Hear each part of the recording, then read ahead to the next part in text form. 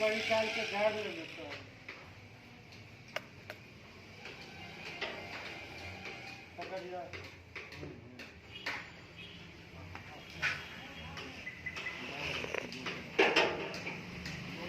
केकरा से ले लीजिए चाय